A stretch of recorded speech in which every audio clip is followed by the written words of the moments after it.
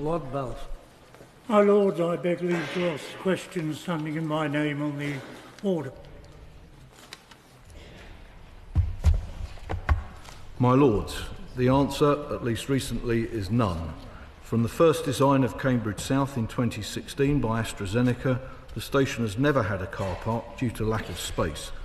It's been designed as a sustainable transport hub to provide direct access to the Cambridge Biomedical Campus whilst respecting the surrounding green belt. The station will have 1,000 cycle spaces, pedestrian access and strong connections to local transport networks, including nearby park and ride sites.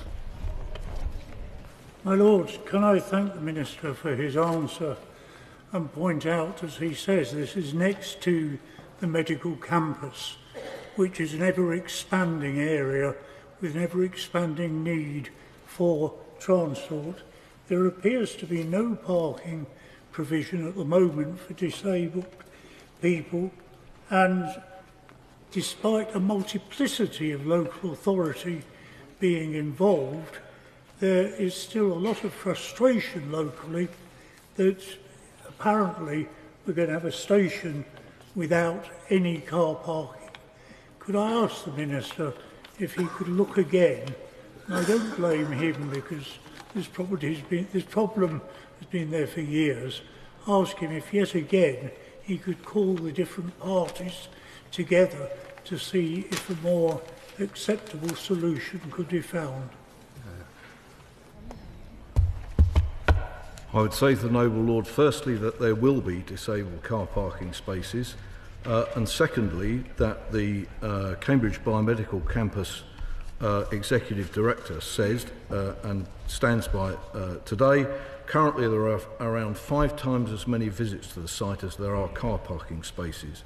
We have to find ways of making it easier for the thousands of staff, NHS patients and visitors arriving daily to get here without needing to use a car. I would also say to him that actually the green belt adjacent to the site of the new station is Hobson's Park, and in the event that the design had taken in space in the park for car parking, the planning inspector who conducted the inquiry said it was highly unlikely that the station would have received planning permission at all. Does the Noble Lord the Minister agree with the recommendation of the Climate Change Committee in its 7th carbon budget that by 2040 all diesel, freight and passenger trains should be phased out? If he does agree, could he confirm that East-West Rail, which is due to be completed in the mid to late 2030s, will not run any diesel-powered passenger or freight trains? The length of life of railway rolling stock is between 30 and 35 years, so proposed dates for the elimination of diesel and other forms of traction have to have respect for the economic lives of the rolling stock that is currently running on the railway. In respect of East-West Rail, the non-statutory consultation, which has currently gone out, is proposing discontinuous electrification so that the rolling stock to be operated on East-West Railway when it opens would be a combination of electric traction and battery operation. The new station at Cambridge South is welcome. There are some concerns about the layout for passengers using the station, particularly around buses, with the bus stop being some distance from the station entrance. Will the Noble Lord the Minister commit to review how the layout is working once operational and agree to make any adjustments to improve the passenger experience? I respect the Noble Lady's view. She's had a more detailed view of the design of the station than I have, but that will alter as a consequence of her question. I thought I might have got away from that sort of thing from my last job. But of course, it will be reviewed because if you have no car parking, then access by public transport is, of course, completely essential. I declare an interest as chair of the Cambridgeshire Development Forum, and of course the Cambridge South Station is in what was my former constituency.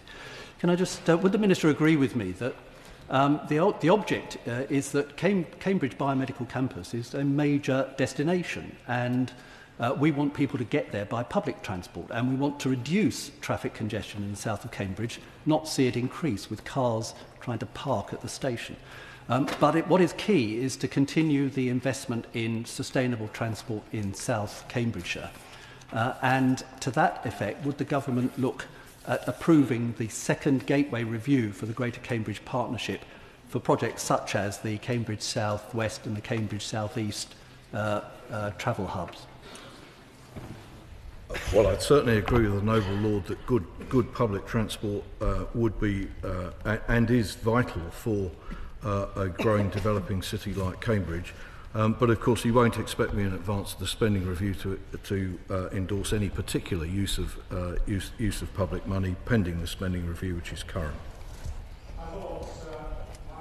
My noble friend has raised a very interesting question about Cambridge South, which is more Hobson's choice than Hobson's Park, as far as motorists are concerned. But there is a general question about railway stations around the country.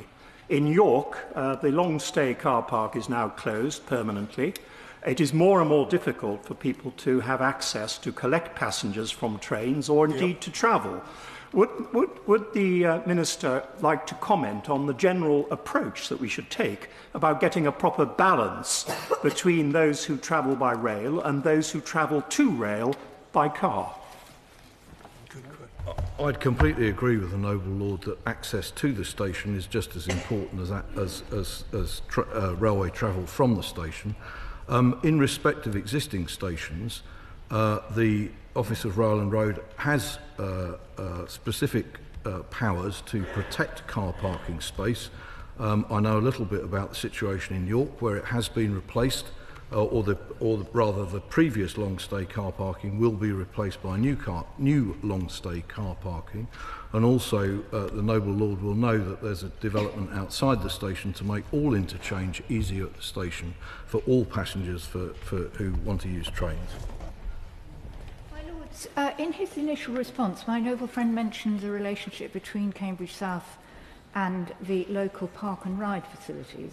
As somebody who once used those park and ride facilities frequently and found them very effective, can he, may I ask him, what actually are the links between the nearest park and ride facility and the new station, and how are they maintained?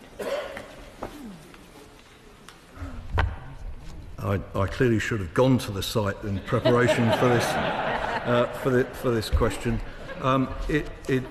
The station will be adjacent to the Cambridgeshire Guided Busway, which is the one that gives access to two nearby park and ride sites. So I think this has been quite carefully thought through by the Combined Authority, by the City of Cambridge Council and by the Greater Cambridge Partnership. It's all a bit of a shambles, really, isn't it? And it's perfectly obvious from what the noble lord, the Minister, is saying, that there's a great deal of buck passing going on between too many different authorities having their say and nobody being able to agree, which makes me think that he should be saying yes to the question from my noble friend Lord Balfe when he asks, will you pull things together and actually take an interest in this and get everybody round a table? But I have a brief question for following up what my noble friend Lord Cocope said, which is that the government goes on a great deal, very correctly, about the importance of intermodal transfer at transport hubs. Is the noble lord effectively saying that the motor car, the private motor car, is no longer a mode which should be taken into account in intermodal transfer policy? Much though I respect the noble lord, almost everything he's just said is wrong.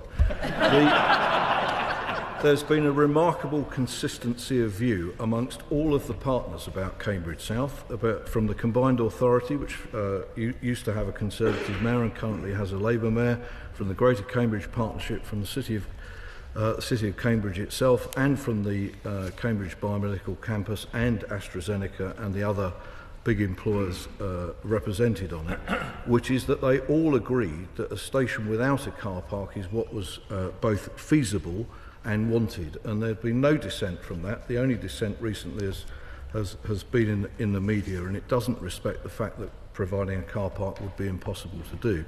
I would also say to the noble lord that this is an exception, and actually I think I just answered the question, which says that in respect of existing stations, then the Office of Rail and Road has a responsibility to ensure that there is always station car parking space respected, even when the proposal is to develop public land and replace it in such a fashion.